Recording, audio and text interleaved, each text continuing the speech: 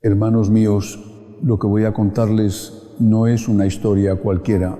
Hace apenas 18 días, en una mañana todavía oscura, cuando el silencio de la parroquia apenas comenzaba a romperse con los primeros pasos del día, se presentó en la sacristía una mujer. Tenía 42 años, se llamaba Lucía, pero lo que más llamaba la atención no era su nombre, eran sus ojos, rojos, profundamente cansados, como si hubiera pasado noches enteras sin dormir, como si hubiera llorado más de lo que una persona puede soportar sin romperse. Sus manos temblaban. No era un temblor leve, era ese temblor que viene cuando el alma ya no puede sostener lo que está viviendo. Se acercó lentamente, como quien no está segura de si será escuchada, como quien llega a un último refugio. Se arrodilló frente a mí y antes de que pudiera siquiera hacer una pregunta, me dijo con la voz quebrada: «Padre, las moscas no se van». Lucía no es una mujer débil, es madre de 3 hijos. Es el tipo de mujer que sostiene su casa, que resuelve, que no se derrumba fácilmente. Durante más de 20 años ha mantenido un hogar ordenado, limpio, cuidado. Vive en una colonia tranquila, de esas donde todos se conocen, donde aparentemente nunca pasa nada fuera de lo normal. Nunca había venido a verme por algo así, nunca. Por eso, cuando la vi entrar así, entendí de inmediato que esto no era una simple preocupación, no era un problema doméstico, era algo más profundo, algo que estaba afectando a toda su familia. Respiró hondo y comenzó a contarme. Desde hace 2 meses, todos los días, exactamente a las 5 de la madrugada, hizo una pausa, como si decirlo en voz alta le diera aún más miedo. Aparecen moscas en nuestra cama, no una, no 2, docenas, siempre en el mismo lugar, siempre sobre la misma almohada, la de su esposo. Y lo más extraño no era solo que aparecieran, era que no se iban. Abría las ventanas, corría las cortinas, intentaba espantarlas y las moscas no salían. Se quedaban ahí, quietas, insistentes, como si algo las retuviera, como si no tuvieran ningún motivo para irse. Lucía hizo lo que cualquier persona haría. Llamó a fumigadores, no a 1, a 2, de empresas distintas. Ambos revisaron toda la casa. El drenaje, el techo, los ductos del aire, las paredes, las ventanas, cada rincón. Buscaron humedad, restos, alguna fuente que explicara aquello, y los dos, con la misma expresión de desconcierto, le dijeron exactamente lo mismo. «Señora, aquí no hay nada, nada que justificara ni una sola mosca». Pero las moscas estaban ahí, cada madrugada, a la misma hora, en el mismo lugar. Y entonces Lucía bajó la voz, como si lo que iba a decir ahora fuera aún más difícil. «Padre, no es solo ello». Me habló de un olor. No era fuerte, no era algo evidente. Era leif, pero constante. Un olor dulzón, pesado, difícil de describir. Aparecía también de madrugada, siempre a la misma hora, y lo más inquietante, nadie más en la casa lo percibía. Solo ella se lo dio a su esposo. Él le respondió que eran imaginaciones, que probablemente estaba cansada. Se lo dijo a su madre.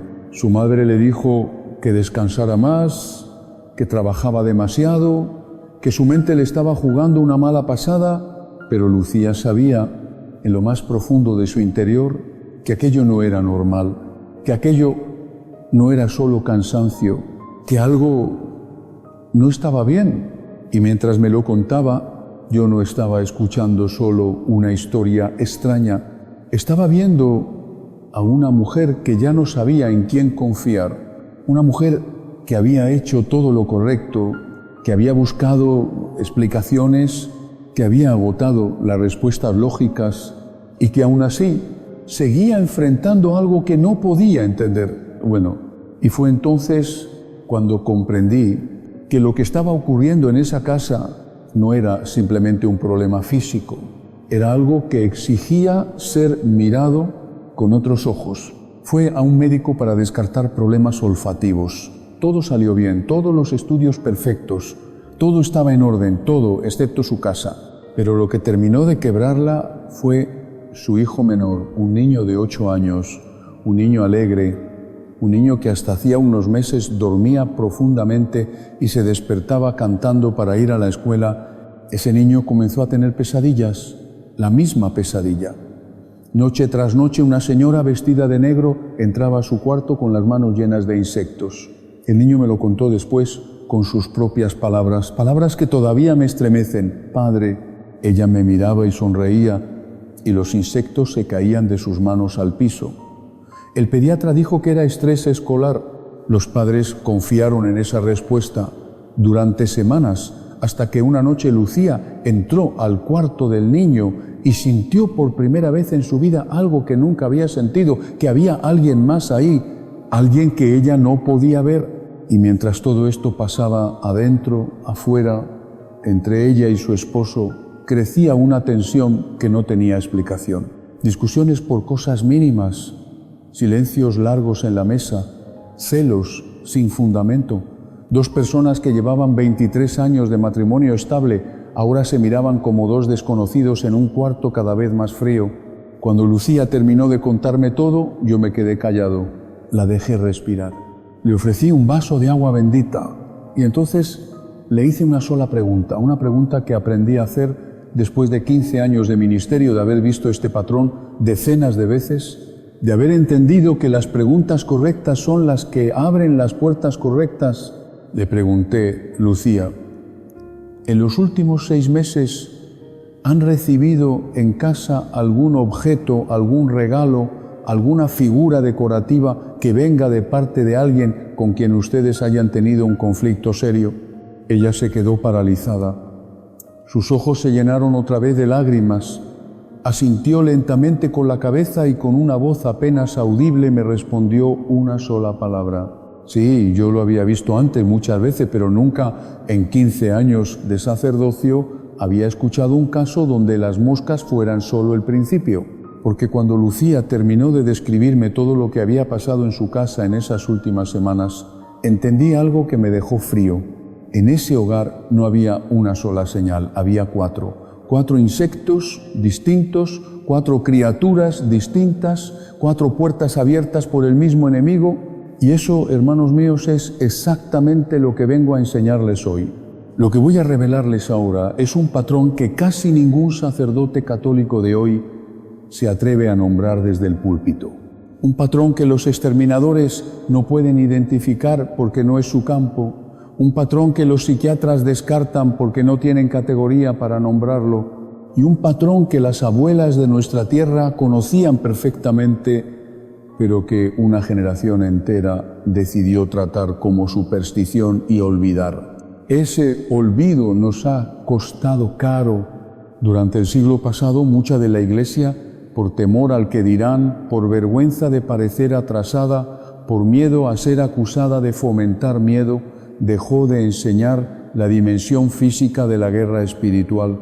Dejó de explicar por qué la Sagrada Escritura habla con tanta gravedad del Señor de las moscas. Dejó de recordar por qué los padres del desierto eran atacados en forma de insectos durante sus vigilias. Dejó de predicar sobre las señales visibles que el enemigo deja en los hogares donde hay una puerta abierta. Y mientras tanto, miles de familias católicas siguieron viendo esas mismas señales sin tener a nadie que les explicara lo que estaban viendo, pero lo que la Iglesia calla, el enemigo lo aprovecha. Hoy quiero romper ese silencio. Hoy quiero darles con toda la seriedad que exige la vocación sacerdotal, con toda la responsabilidad que significa hablar del mundo invisible, 4 señales concretas, 4 insectos específicos que aparecen cuando hay un trabajo de brujería activo contra una casa católica. 4 criaturas que la mayoría de los fieles ve, ignora, fumiga y olvida sin saber jamás que eran la voz del cielo gritándoles: «Revisen su casa, hay una puerta abierta, el enemigo ha entrado». Lo que van a escuchar puede incomodarlos, puede hacerlos mirar su propio cuarto con otros ojos, puede hacerlos recordar cosas que ustedes habían decidido olvidar, pero es mejor incomodar ahora que lamentar después. Es mejor saber hoy que preguntarse mañana. Les anticipo algo. El primer insecto es el más antiguamente documentado en la Sagrada Escritura como signo del reino de las tinieblas. El segundo aparece en el lugar donde menos lo esperarían, en el rincón de la casa que ustedes creían más protegido. El tercero es el que está detrás de la mayoría de los casos de parálisis del sueño que me reportan cada semana. Y el cuarto, hermanos, el cuarto es el que más me ha estremecido en 15 años de ministerio, porque no aparece al azar, aparece dibujando una figura específica, y cuando sepan qué figura es, van a entender por qué, desde que la vi en el plano de esa casa, no he podido olvidarla. No voy a apurarme, no voy a saltarme pasos. Voy a explicarles cada insecto con la palabra de Dios en una mano y con los testimonios de los grandes exorcistas de nuestra Iglesia en la otra. Y al final, como siempre, les voy a dar un camino claro, concreto, inmediato, para cerrar cada una de esas puertas esta misma noche, porque Dios no nos dejó sin armas, nos dejó con todas las armas. Solo necesitamos saber cómo usarlas. Pero antes de revelarles el primero, necesito pedirles algo importante. Si ustedes están viendo este vídeo, no es casualidad. Ustedes llegaron aquí por una razón. Tal vez es por ustedes mismos, tal vez es por alguien que conocen. En cualquiera de los dos casos, el mensaje que están a punto de escuchar no es solo para ustedes, es para cada familia católica que hoy está pasando por lo que Lucía pasó sin saber nombrar. Y por eso les pido, con toda la seriedad pastoral que tengo, dos cosas. La primera, suscríbanse al canal Umbral de Gracia. No por mí, yo ya estoy en esta vocación hasta el último día de mi vida, sino para que cada enseñanza de protección espiritual, cada oración de liberación, cada explicación pastoral sobre el mundo invisible llegue directo a su hogar sin que ustedes tengan que buscarla, sin que el algoritmo decida por ustedes cuándo y qué reciben. La segunda, y tal vez la más urgente, compartan este video, mándenlo ahora mismo antes de que termine. Piensen en esa hermana que hace meses se queja de moscas que aparecen sin razón en su cuarto y nadie le cree, en esa vecina que les ha dicho entre risa y miedo que las cucarachas salen solo cerca del altar de su casa y no en la cocina, en esa hija que se mudó a un departamento nuevo y desde entonces les llama diciendo que ve arañas negras en las ventanas cada madrugada, en esa comadre que les contó casi en secreto, que una noche escuchó arrastrarse algo debajo de la cama y cuando se asomó con la linterna del teléfono vio un alacrán donde jamás debió haber uno. Y mándenselo también a ese familiar escéptico que se ríe de estos temas, porque él es precisamente quien más necesita escucharlo. El que no cree en la guerra espiritual es siempre el que menos se defiende en ella. Imagínense esto, hermanos míos. Imagínense que por no haber compartido este mensaje hoy, esa persona que ustedes tienen en la cabeza ahora mismo pasa esta misma noche durmiendo al lado de lo que el enemigo está usando como señal y mañana despierte otro día de tormento sin saber que hoy, justo hoy, Dios puso en sus manos la herramienta para reconocerlo. Esto no lo van a escuchar en las tiendas de decoración, no lo van a escuchar en el consultorio del médico, no lo van a escuchar en los programas de televisión, lo van a escuchar aquí porque la Iglesia nunca ha dejado de saberlo y hoy me toca a mí recordárselo. Ahora sí, hermanos míos, vamos con el primer insecto, el más común, el más ignorado y el más antiguamente documentado en toda la Sagrada Escritura como signo directo del reino de las tinieblas. El primer insecto, hermanos míos, es el más común de todos. Tan común que ustedes lo han visto cientos de veces en su vida. Tan común que nadie lo mira dos veces. Tan común que se ha vuelto invisible. Y precisamente por eso el enemigo lo usa porque la señal más efectiva es la que nadie sospecha, son las moscas, pero no cualquier mosca. No la mosca que entra cuando ustedes dejan la ventana abierta en la cocina, no la mosca que aparece cuando hay fruta demasiado madura en el frutero, no la mosca que llega detrás de la basura que se olvidó de sacar. Esas moscas tienen explicación, esas moscas son naturaleza, esas moscas son parte del orden creado por Dios y no deben asustar a nadie. Las moscas que deben alertarlo son otras, son las que aparecen sin fuente visible, las que se concentran en un solo punto de la casa, generalmente la cama matrimonial, el espejo del cuarto, una imagen sagrada o una fotografía de un ser querido, las que no salen cuando ustedes abren la ventana, las que regresan al mismo lugar después de que ustedes las matan, las que aparecen en invierno cuando no debería haber ninguna, las que no son atraídas por comida, sino por algo que ustedes no alcanzan a ver con los ojos del cuerpo. Y para que ustedes entiendan la gravedad de esta señal, tengo que llevarlos a las páginas más antiguas de la palabra de Dios, porque la conexión entre las moscas y el reino de las tinieblas no es invento mío, no es folclore, no es superstición popular, es Sagrada Escritura. Abran conmigo el segundo libro de los Reyes, capítulo 1. Ahí la palabra de Dios nos cuenta la historia del rey Ocosías, un rey de Israel que al caer gravemente herido desde una ventana de su palacio, envió mensajeros a consultar no al Dios de Abraham, de Isaac y de Jacob, sino a un Dios falso llamado Baal-Zebú. Y ese nombre, hermanos míos, no es un nombre cualquiera. Baal-Zebut en hebreo antiguo significa literalmente Señor de las moscas. Así se llamaba la deidad falsa que aquel rey consultó. Y Dios, por medio del profeta Elías, respondió con una sentencia terrible. Por haber buscado al Señor de las moscas en lugar de buscarme a mí, no te levantarás del lecho en el que yaces. Y el rey murió. Escuchen bien esto, hermanos. La palabra de Dios escrita hace más de 700 años ya nombraba al enemigo con el título que más le correspondía, Señor de las moscas. Y el mismo nombre reaparece siglos después en los labios de nuestro Señor Jesucristo en el Evangelio, cuando los fariseos lo acusan falsamente de expulsar demonios por el poder de Belzebul. Cristo no inventa el nombre, Cristo lo confirma.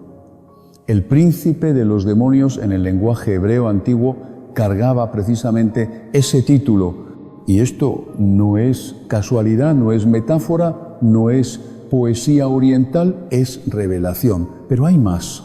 Abran el libro del Éxodo, capítulo 8. Ahí Dios envía contra Egipto, entre otras plagas, una plaga específica de moscas, y escuchen lo que dice la palabra con toda claridad. Las moscas invadieron las casas egipcias, pero no entraron en la tierra de Gosén, donde habitaban los hijos de Israel. ¿Por qué? Porque los hijos de Israel estaban protegidos por la señal del Dios verdadero. Las moscas, hermanos, distinguieron entre los hogares cubiertos y los hogares descubiertos. No entraban donde había protección divina, entraban donde no la había. Esa distinción que para nosotros hoy puede parecer antigua es exactamente la misma distinción espiritual que opera en nuestros hogares ahora mismo, donde hay protección, donde hay oración, donde hay sacramentales bendecidos, donde hay vida sacramental activa, las señales del enemigo no se sostienen. Donde hay descuido, donde hay una puerta abierta, las señales se multiplican. Y esto no lo digo solo yo, lo dijeron los santos de nuestra Iglesia mucho antes que yo. San Agustín de Hipona, uno de los más grandes doctores de nuestra Iglesia, obispo del siglo, y Quirce había sido filósofo rigurosísimo y que no aceptaba nada sin examinarlo. Escribió en su monumental obra La ciudad de Dios una reflexión que me acompaña desde que la leí por primera vez. Siendo seminarista, San Agustín decía, en palabras que yo parafraseo para ustedes, que los demonios, habiendo caído desde la gloria angélica, no pueden ya imitar la belleza de Dios.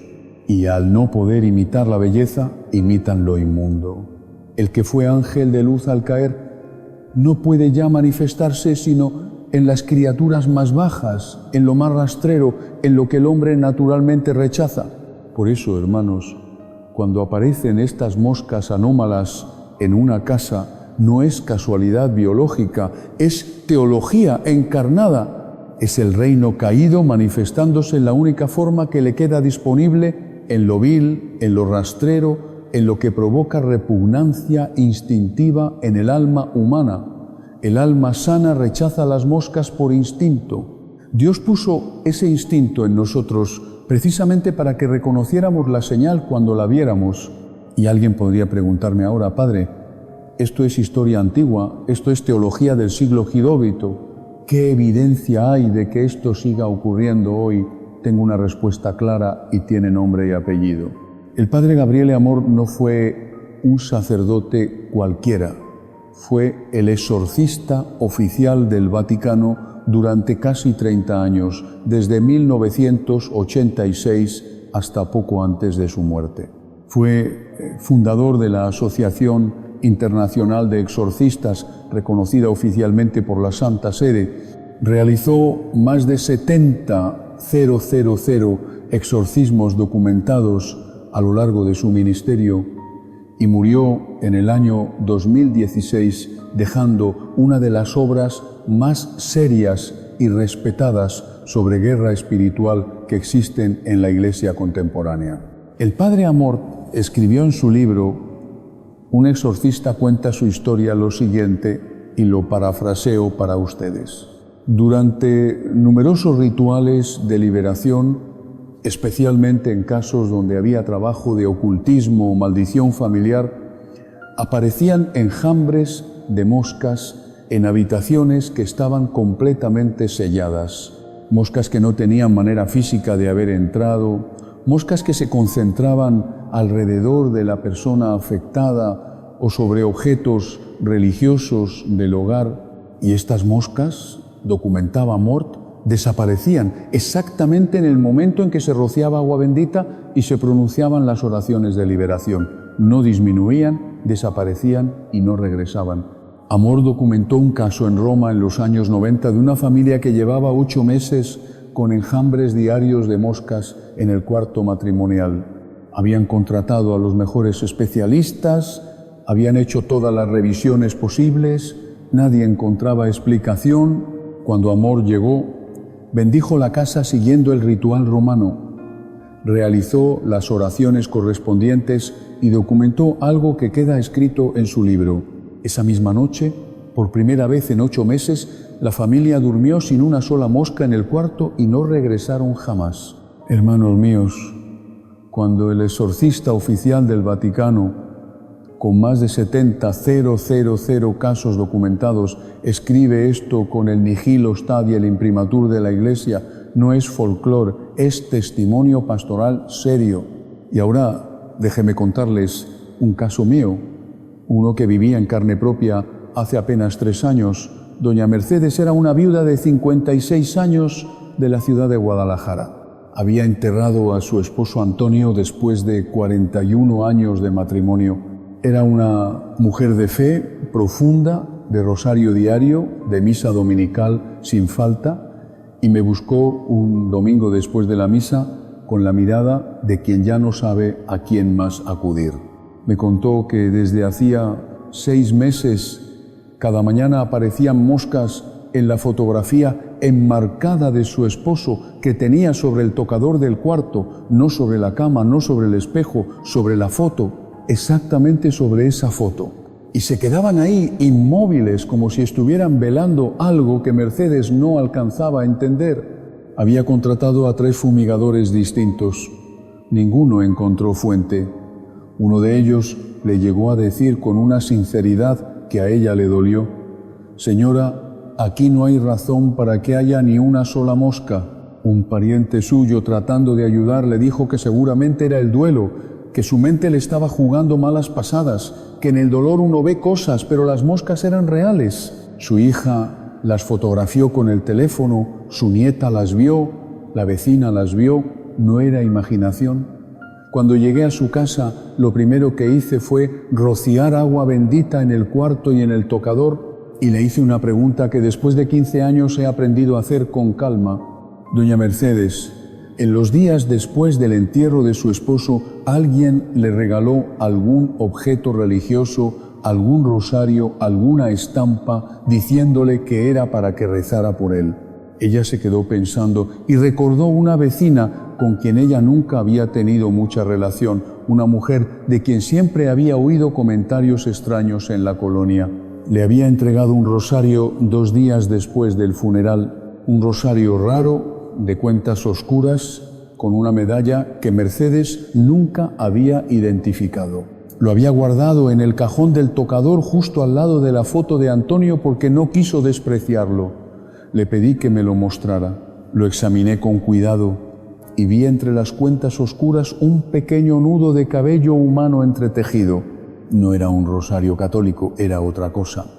Con permiso de Merced, llevé ese rosario fuera de la casa, lo quemé mientras rezaba oraciones de liberación y regresé a bendecir formalmente cada rincón del cuarto. Le indiqué confesión sacramental, comunión al día siguiente y una misa mandada especialmente por el alma de su esposo. 3 días después, Mercedes me llamó por teléfono. No voy a olvidar nunca sus palabras.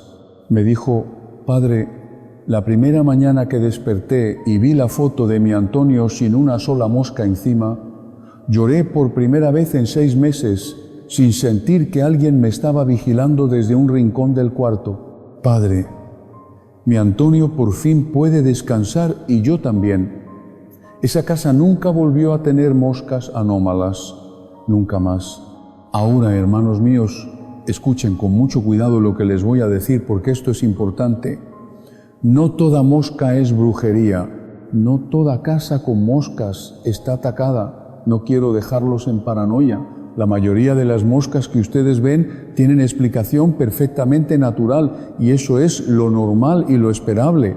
Lo que tienen que observar es el patrón, la concentración en un punto específico, la ausencia de fuente, la resistencia a salir por ventanas abiertas, la asociación con objetos personales o sagrados, la coincidencia con otros síntomas, rotura del sueño, conflictos familiares sin explicación, niños con pesadillas repetidas, sensación de presencia en la casa, olores que nadie más nota.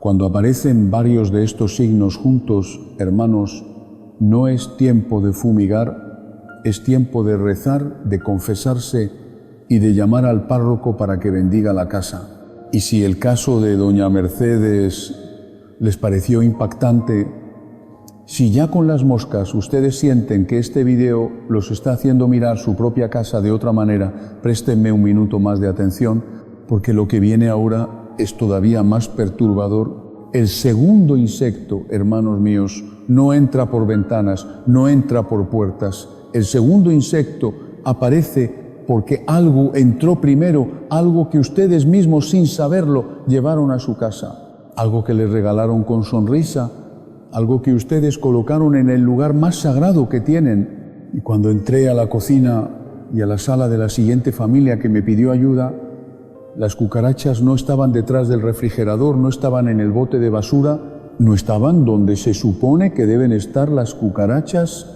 estaban formando un círculo perfecto alrededor de la imagen de la Virgen de Guadalupe. Y cuando les cuente lo que descubrí detrás de esa imagen, van a entender por qué ciertos regalos, por mucho que vengan envueltos en palabras piadosas, jamás deben aceptarse sin bendecirlos primero. El segundo insecto, hermanos míos, es un insecto que ustedes han visto toda la vida.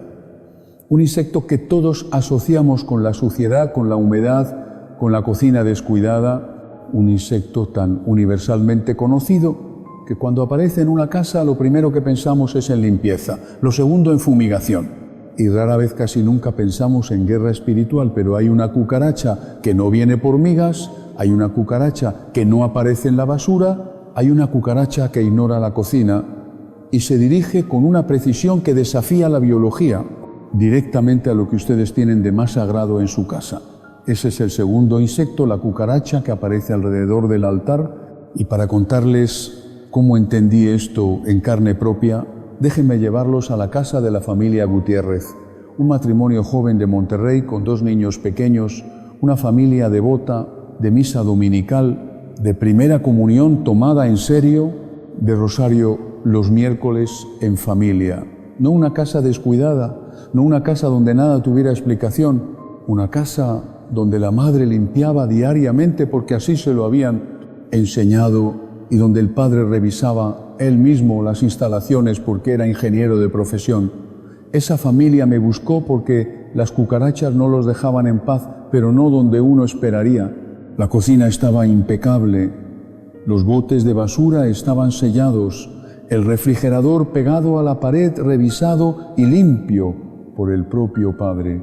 Las cucarachas aparecían en 2 lugares muy concretos y solamente en esos 2 lugares, alrededor del altar de la Virgen de Guadalupe que tenían en la sala y en la recámara del hijo menor de 6 años, en ningún otro rincón de la casa. Cuando la madre me envió por mensaje la fotografía del altar con las cucarachas formando un semicírculo casi perfecto alrededor de los pies de la imagen, sentí en el pecho algo que llevo aprendiendo a identificar desde que me ordené, ese frío pastoral que avisa de que el caso es serio.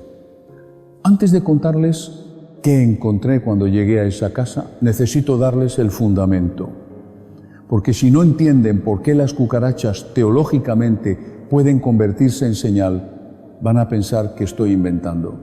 Y no invento nada. Solo les repito lo que la Iglesia, desde los padres hasta los exorcistas contemporáneos, ha venido diciendo durante siglos.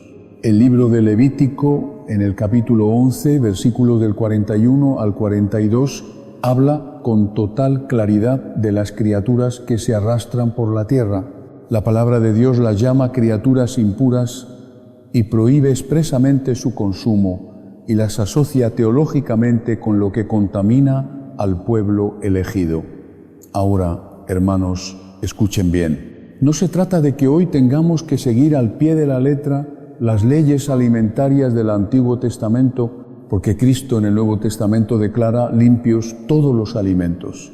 De lo que se trata es de entender la simbología espiritual que Dios imprimió en esas criaturas desde el principio. Las criaturas que se arrastran en la Escritura son signo visible de lo que se oculta, de lo que huye de la luz, de lo que busca los rincones oscuros. Y ese simbolismo no desaparece con el Nuevo Testamento, se profundiza. El profeta Isaías, en el capítulo 66, versículo 17, asocia directamente a ciertos cultos impuros, a ciertas prácticas ocultas, con el consumo y la convivencia con criaturas rastreras. No es un detalle menor.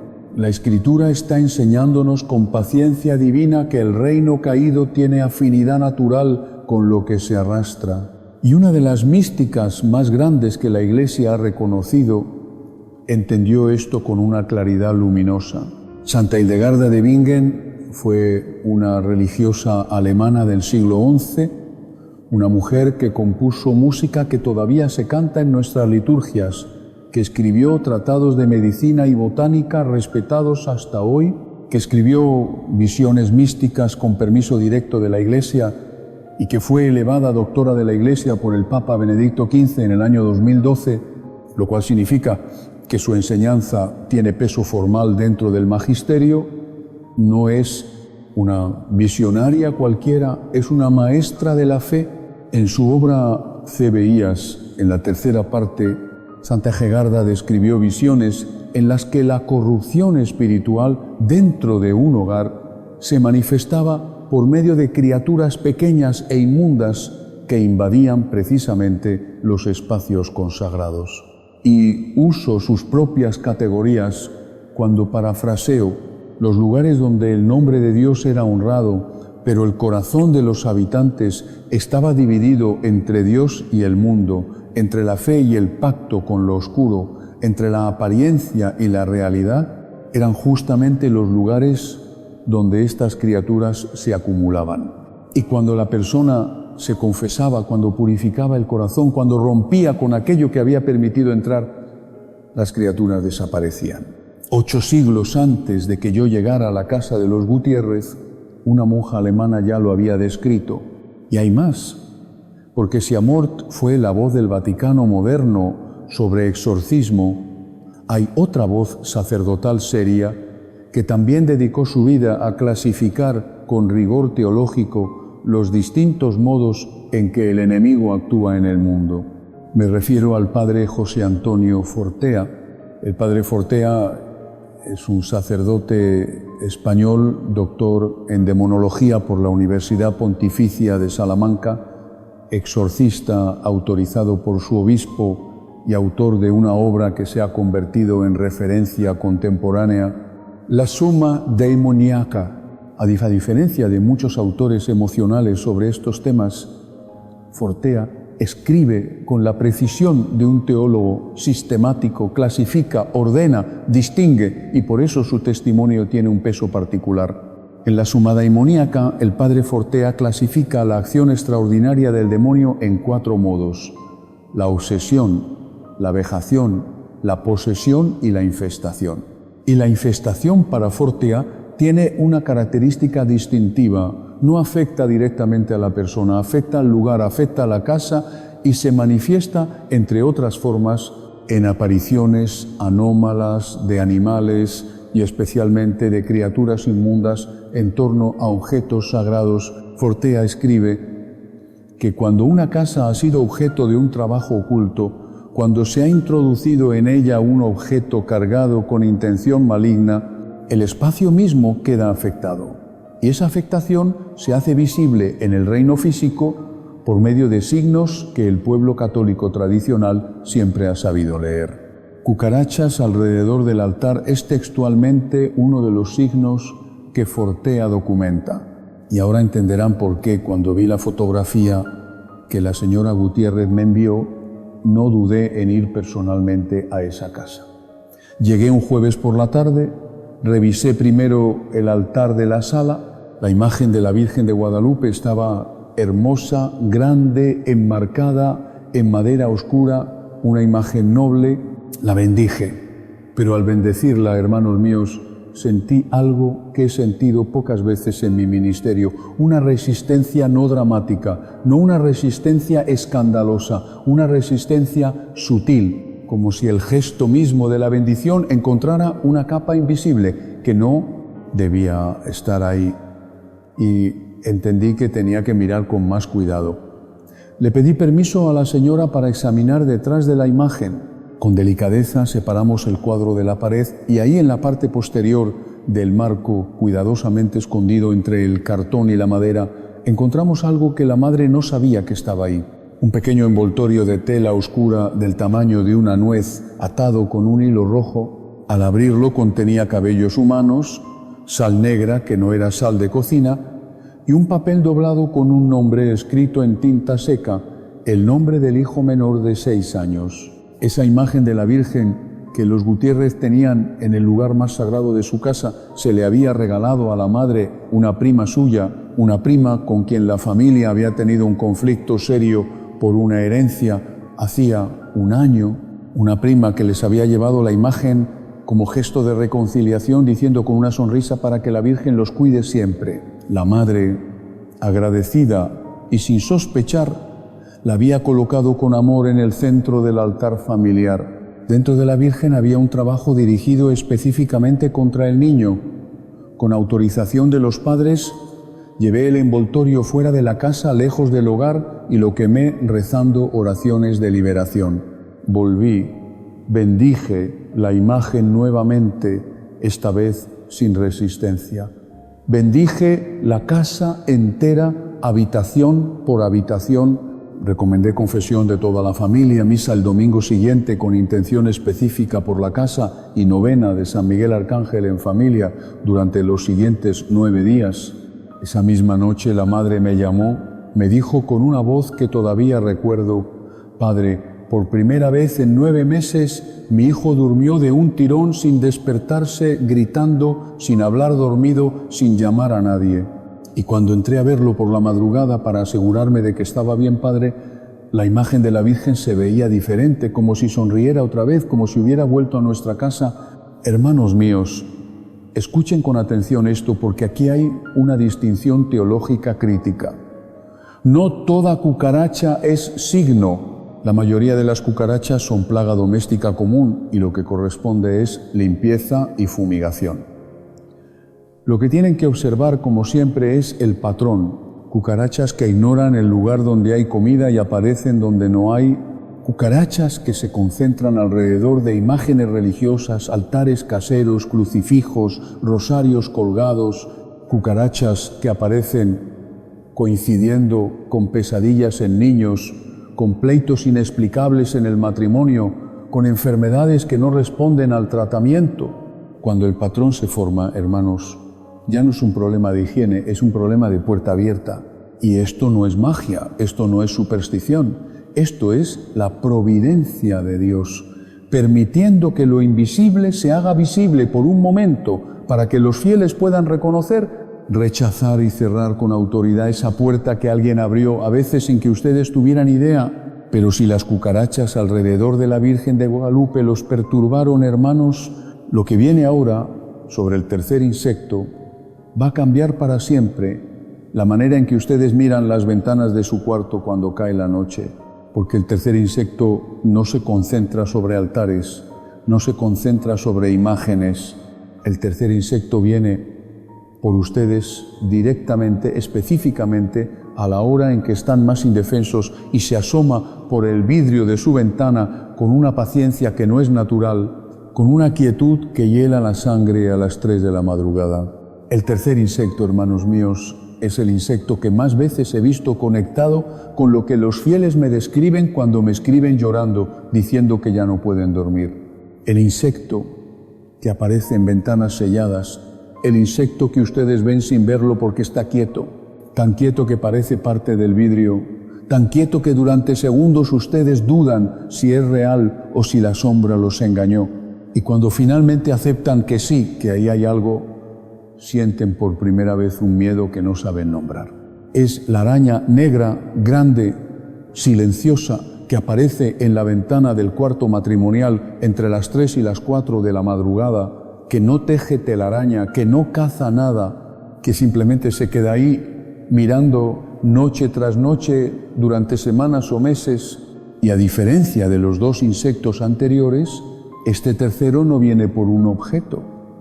Este tercero viene por una hora, y esa hora no es casual. El libro de los Proverbios, en el capítulo 30, versículo 28, menciona con una imagen poderosa a la araña que se mete hasta en los palacios de los reyes.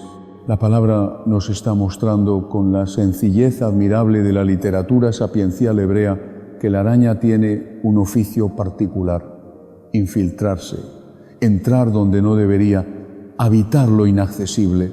Y esa imagen, que parece solo descriptiva, se vuelve teológica cuando la leemos bajo la luz de toda la tradición mística de la Iglesia sobre la guerra espiritual nocturna. Porque si hay un santo que entendió lo que significa ser atacado en forma de criaturas durante la madrugada, ese santo es San Antonio Abad. San Antonio Abad es llamado el padre del monasticismo cristiano. Vivió en el desierto de Egipto a finales del siglo III y principios del IV. Su vida nos fue transmitida por San Atanasio, patriarca de Alejandría, uno de los defensores más grandes del Concilio de Nicea y de la fe trinitaria. San Atanasio no era un cronista sensacionalista, era un teólogo de altísimo rigor. Y cuando San Atanasio escribió la vida de San Antonio, dejó para la Iglesia uno de los testimonios más antiguos y sostenidos durante 17 siglos sobre lo que significa enfrentar al enemigo en su manifestación física. San Atanasio documentó que durante las vigilias nocturnas de San Antonio, en su celda del desierto, los demonios aparecían en forma de bestias pequeñas y criaturas rastreras.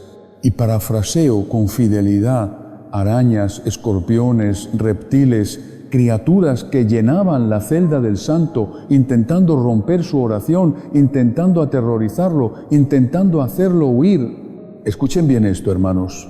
Estas criaturas aparecían siempre de madrugada, nunca durante la oración diurna, nunca durante la lectio divina de la mañana, nunca durante la comida de madrugada, en la hora donde el cuerpo es más débil, donde el alma está menos vigilante, donde la oración del creyente es más costosa.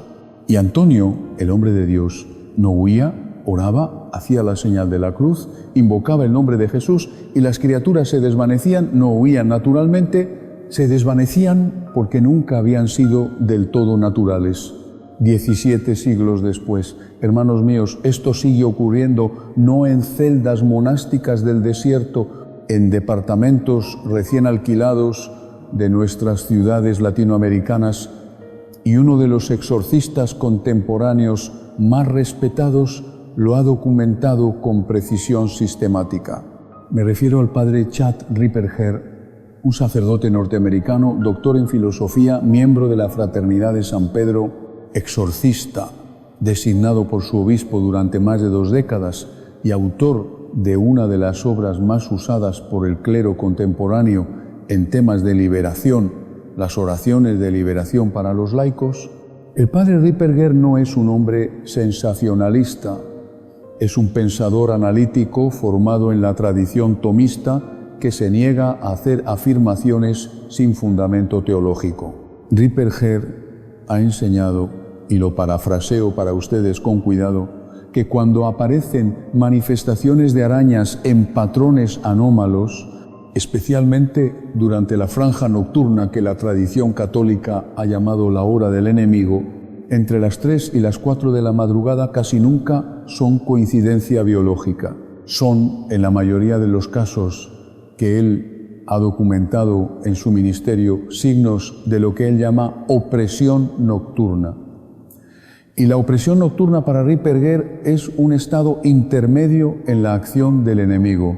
Ya no es solo influencia ordinaria, todavía no es posesión, es un estado de ataque sostenido sobre la persona, a menudo desde distancia, a menudo porque alguien realizó un trabajo oculto que mantiene el canal abierto.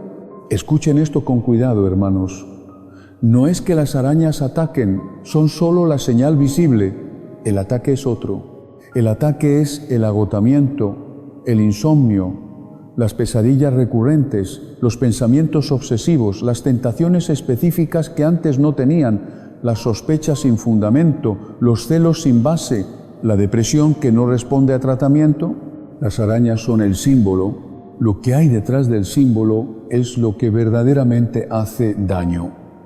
Y ahora déjenme contarles el caso de Pablo y Sara.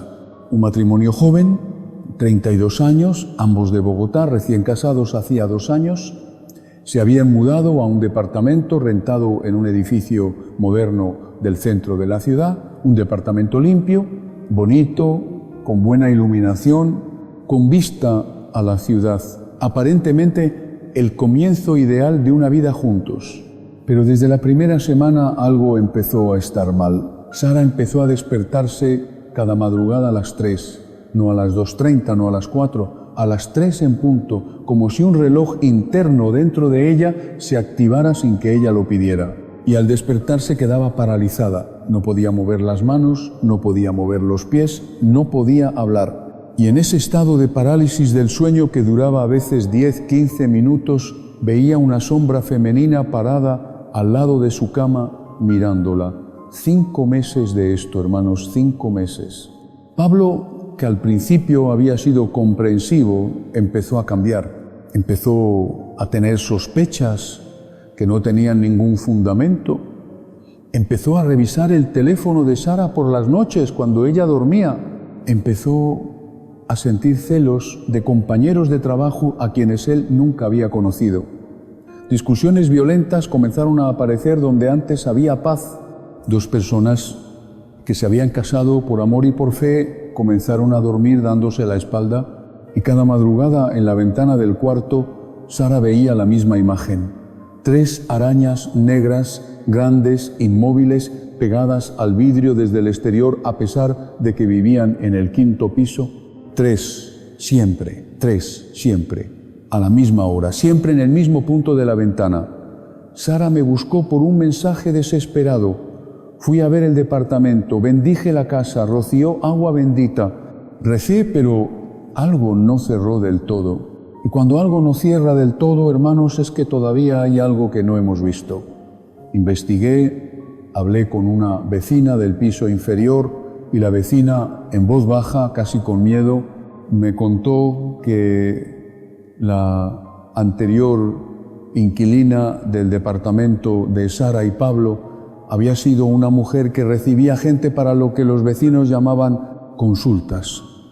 La vecina usó palabras específicas, trabajos, amarres, limpias, rituales de medianoche. Cuando esa inquilina anterior fue desalojada por impago, dejó el departamento sin limpiarlo. La inmobiliaria solo pasó a recoger las llaves. Regresé al departamento. Con permiso de la pareja, levantamos el somier de la cama matrimonial y debajo en el piso, pintada con tinta roja seca que parecía tener meses, encontramos una marca, una estrella de 5 puntas con la punta hacia abajo, un pentáculo invertido, dibujado exactamente debajo del lugar donde Sara dormía cada noche. Pablo y Sara se confesaron esa misma semana. Cambiamos la cama, bendije el cuarto, el departamento entero, cada umbral, cada ventana. Empezamos juntos la novena de San Miguel Arcángel, 9 días. Una oración cada noche antes de dormir, los dos tomados de la mano rezando por la liberación de su hogar. La novena terminó un domingo. Sara me escribió el lunes siguiente. Me dijo: Padre, la última noche de la novena dormí de corrido por primera vez en 6 meses. No me desperté a las 3, no vi sombras, no sentí presencias. Y cuando me desperté y miré hacia la ventana, Padre, el sol entraba libre por el vidrio. No había ni una sola araña, ni siquiera una pequeña, como si alguien hubiera limpiado el vidrio por dentro y por fuera. Al mismo tiempo, hermanos míos, hemos visto ya 3 señales: moscas que manifiestan al Señor de las moscas, cucarachas que rodean lo sagrado porque alguien lo profanó, arañas que oprimen por las noches porque hay un canal abierto desde lejos, 3 insectos, 3 señales, 3 puertas distintas por donde el mismo enemigo entra a nuestras casas. Y si ustedes pensaban que el tercer insecto era el más grave, escuchen con cuidado lo que voy a decirles ahora. Porque el cuarto insecto, hermanos míos, no aparece al azar y no aparece por una puerta, aparece dibujando una figura. Una figura que cuando la vi por primera vez marcada en el plano de una casa, me dejó inmóvil durante 30 segundos sin poder hablar. Y lo que voy a contarles ahora es el caso más estremecedor que he enfrentado en 15 años de ministerio. Muchos pensarán, en cuanto lo nombre Padre, este cuarto insecto es un animal del campo, no del diablo. Y tienen toda la razón. En su hábitat natural, esta criatura fue hecha por Dios como parte del orden de la creación, con su función, con su lugar, con su dignidad. Pero cuando esta criatura aparece donde no debe aparecer, en un departamento de 5º piso en el centro de la ciudad, en invierno, multiplicándose en 3 semanas y dibujando una forma geométrica muy específica, eso ya no es naturaleza, eso es otra cosa. Y esa otra cosa tiene nombre teológico. Estoy hablando del alacrán, del escorpión. Y la palabra de Dios, hermanos, no es ambigua cuando habla del escorpión. En el Apocalipsis, en el capítulo 9, versículos del 3 al 10, el apóstol San Juan describe una visión que estremece. Del abismo salen langostas con aguijón de escorpión, criaturas enviadas a atormentar a quienes no tienen el sello de Dios en la frente. Dios mismo está usando la figura del escorpión para representar a la gente directo del reino oscuro actuando sobre el mundo en los últimos tiempos. No es simbolismo literario vacío, es el Espíritu Santo eligiendo entre todas las criaturas posibles, precisamente al escorpión para nombrar al tormentador. Y por si quedara duda, el mismo Señor Jesucristo en el Evangelio de San Lucas, capítulo 10, versículo 19, les habla a sus discípulos con estas palabras directas que yo parafraseo con respeto. Les he dado autoridad para pisar serpientes y escorpiones y sobre todo poder del enemigo. Hermanos, fíjense bien, Cristo nombra específicamente al escorpión como representante del enemigo, no cualquier criatura, el escorpión. Y para cerrar el triple fundamento sobre esta cuarta señal, déjenme recordarles a San Juan Crisóstomo, doctor de la Iglesia, patriarca de Constantinopla, apodado por toda la tradición boca de oro por la altura inigualable de su predicación en sus homilías. Parafraseo, enseñó que cuanto más profunda es la infestación espiritual de un lugar, más reconocibles y más impactantes se vuelven los signos físicos que el enemigo deja. Porque los espíritus de rango superior, cuando actúan, no esconden su firma, la dejan como quien firma una carta. Y eso es exactamente lo que encontré en la casa de la familia Ramírez, un departamento en el 5º piso de un edificio en la Ciudad de México, padre, madre, 2 niños pequeños de 4 y 7 años. 3 semanas antes de buscarme habían comenzado a aparecer alacranes en el departamento en invierno en el centro de la ciudad. No 1, no 2, en 3 semanas 7 alacranes encontrados en lugares tan inesperados que la madre, que es arquitecta, hizo algo que yo jamás habría hecho. Marcó en un plano del departamento el punto exacto donde había encontrado cada uno. Cuando me pasó el plano por mensaje, hermanos míos, me senté, respiré y miré otra vez porque no podía creer lo que estaba viendo. Los 7 puntos unidos con línea formaban una cruz invertida, perfecta, con el trazo vertical atravesando el departamento de cocina, a cuarto principal con el trazo horizontal atravesando exactamente la habitación donde dormían los 2 niños. Fui esa misma noche, apenas entré, sentí en el pecho lo que yo llamo el frío pastoral, esa sensación que aprendí a reconocer en 15 años y que Dios le regala al sacerdote como alarma interior. Cuando vi la impresión del plano en la mesa, la mirada de la madre buscando la mía en silencio, entendí que lo que enfrentábamos no era un signo casual, era una firma. Hermanos, cuando vi esa cruz invertida dibujada por los alacranes, entendí algo que no se me olvida. Habíamos entrado en un caso donde no había margen para improvisar. Pregunté a la familia lo mismo que pregunto siempre. Y el padre recordó una empleada doméstica que había trabajado en la casa durante 2 años, despedida por robo. Había jurado al salir palabras exactas que ellos habían descartado como es abrupto: esta casa va a pagar, sus hijos van a pagar. Y se había ido 6 meses después.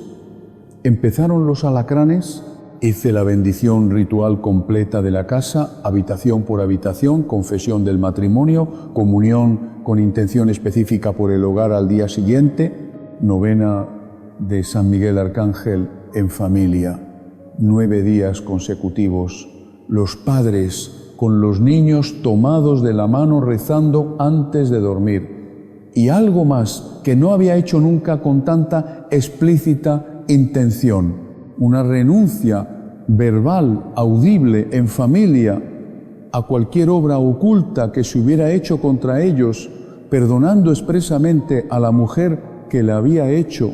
La noche número 7 de la novena, hermanos, el Padre me llamó con la voz quebrada, me dijo algo que guardaré toda mi vida.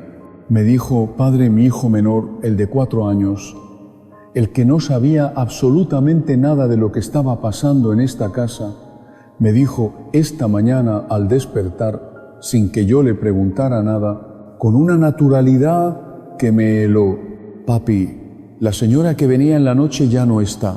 Padre, yo nunca le había mencionado nada, ni una palabra. Ese niño veía algo que nosotros no veíamos y hoy me dijo que ya no está. No aparecieron más alacranes.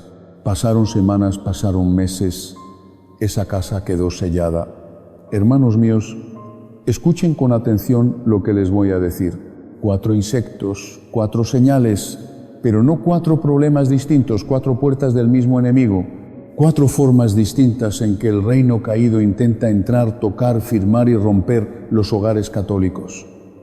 Moscas que nombran al Señor de las moscas.